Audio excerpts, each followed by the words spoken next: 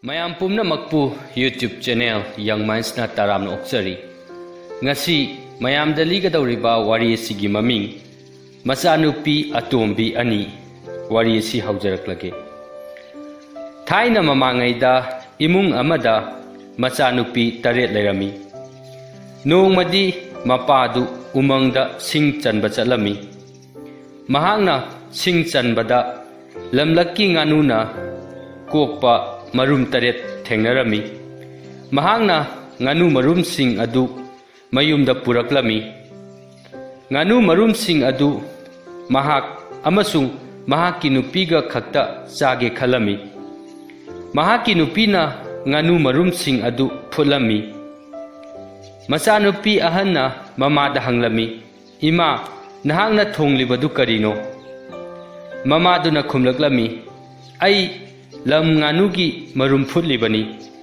Ai nangonda yerum ama pige.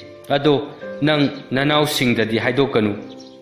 Asumna mamana Machanupi ahanduda yerum ama pirami. Machanupi ani subiduna mamada amuk hairami. Ima nahangna thonglibadu karino. Mamana amuk hairaklami. Ai lam nganugi marum phutlibani. Nangna nanaw singda aina phutliba lam nganu marum sigi maramda haidokloi hairabadi aina nangonda lam nganu marum ama pige. Asumna Machanupi ani subidunasu lam nganu marum ama mamadagi laukhirami. Kona thangdadi lam nganu marum sing adu Machanupi sing aduna loina sathokirami. Lam nganu marum sing adu amata chaba phanghaudabadagi mapadu yamna saurami. Mahangna Machanupi sing aduda hairami. Ichasa nakhoi kana kana nabemboki manakta chaningi. Mapagi apambadudi Machanupi sing adubu singda puduna kaisal singna makhoibu kihanbadu oirami. Machanupi ahal mangadudi mapadu singnarami aduna mapada makhoidi chaningde hairami.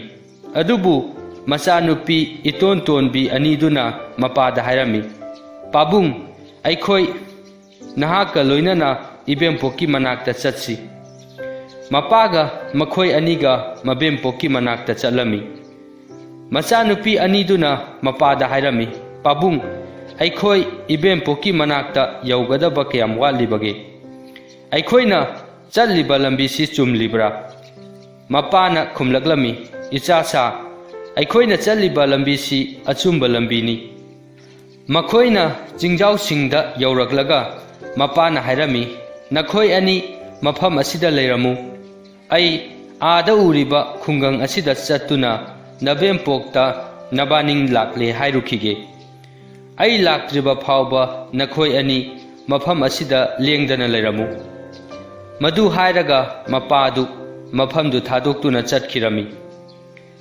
Machanupi anidu mapabu lakpa ngairami. Kona thangdadi mapadu makhoibu lawba laklaroi haiba khanglami.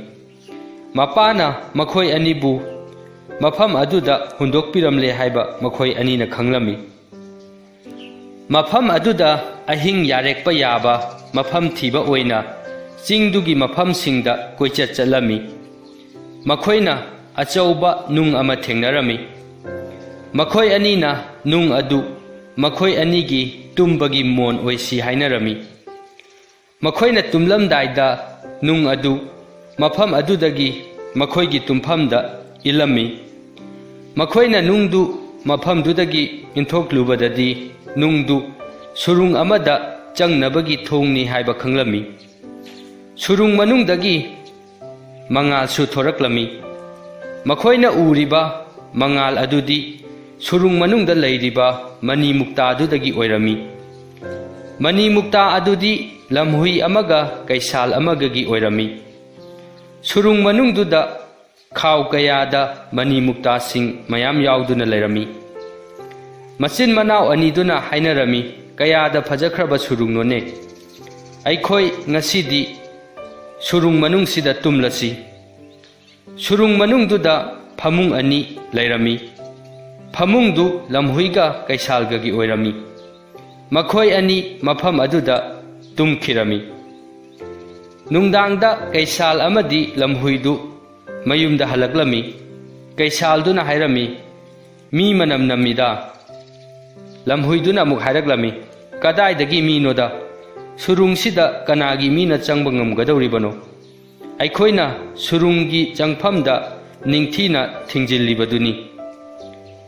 Kaisal na hairaklami. Phare Aikhoigi phamungda tumlurasi. Lamhuidu na hairaklami.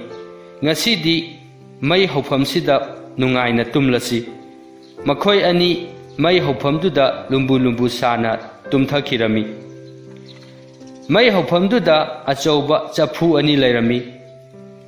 Chapu manungdudani makhoina mamai konsilaga tumlibasi. Machin manao aniduna ayukta haugalakpada lamhuiga kaisaga lairambadu yamna kirami. Makhoi anina chapu anidu nungna khumjilami. Aduga chapudugi manakta mai haurami.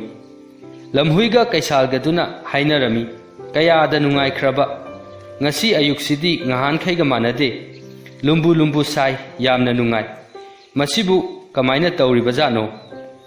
Ngaihaki manungda makhoi ani yamna saraklami. Makhoi anina nupi anina makhoi anibu mai thaduna hatoknaba honare haiba khanglami. Makhoi anina hairaklami. Aikhoibu mapanda amukta thokhanbiu. Aikhoibu kanbiu. Aikhoigi sana lupa mani mukta mayamsi nakhoi anida loina pige. Adubu machin manao aniduna makhoi anina hairibadu taramde. Makhoina maijau thaduna lamhui amadi kaisaldu hatoklami. Makhoi ani surung manungduda nungaina numit kayani lairami. Makhoi anigi mapadudi Machanupi anidu kari taukrabano haibadu khangninglami. Mahangna chingjaududa Machanupi anidu thiraklami. Mahangna surungdugi manakta phamduna potharami. Mahangna mahaki hidak phuda yauriba ud adu lauthoknaba surungi thong oiriba nungduda thilami. Surung manungdagi Machanupi aniduna lauraklami. Thongda thillibadu kanano. Mapaduna hairaklami. Khonjel asi aigi Ichanupi gi khonjel natabra. Machanupi aniduna su hairami. Khonjel asi aikhoigi pabungi natabra. Makhoi anina nung adu inthoklami. Mapabu urami. Mapadu macha anidu ubada yamna haraurami. Mapa adusu surungduda sana lupa mani mukta mayam lairambaduda yamna ngaklami. Macha aniduna mapada wari pumbadu lirami. Adudagi mapaduna sana lupa mani muktadu punaba mi kaya kaurami. Mayum yauraga magi nupina sana lupa mani mukta sing adu ubada yamna ngaklami. Mapa masana wari pumbadu mamada chithadana lirami. Adudagidi makhoi mapunsi chupa nungayai phana pankhre. Wari asi matang asida lusinjare. Wari si libada soikiba yaurabasu tabiriba pumna mangna ngakpinaba nolukna haijari.